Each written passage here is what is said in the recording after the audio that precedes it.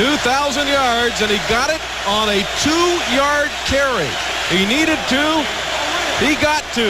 It was not a dramatic carry, but that is probably highlights his character. Second down and 8 at the 44, 13-10 Detroit. Berry cut back. Now he's got it. 50, 40, 30. Look out.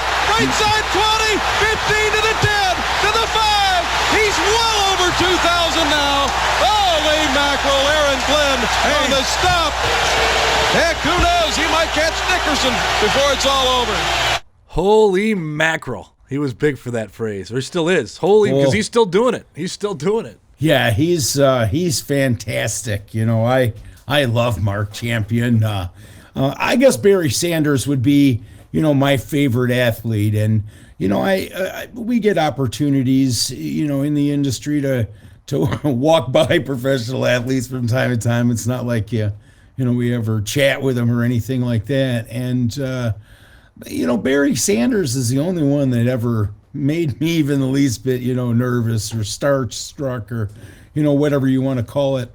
And here Mark Champion had so many opportunities, and he took it so personal that he wanted every run to be better than the last run, if that's the way it was, because Barry was certainly capable of that. Yeah. And you got to love Mark, because again, he's a guy that didn't have a ton of wins. You know, he didn't have a ton of big wins. Right.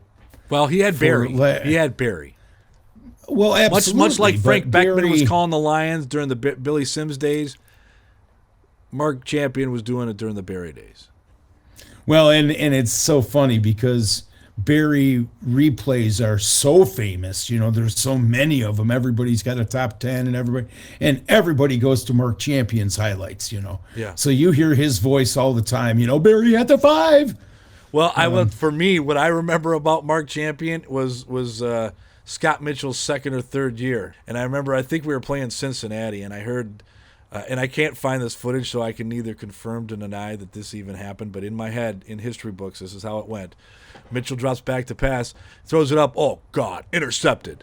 That's like that actually came out of his mouth. Oh, God. Like, I think for a minute he forgot that he was on the radio, and he was like, oh, God, not again. I'm crying out loud. Can you stop, please, throwing interceptions? Oh.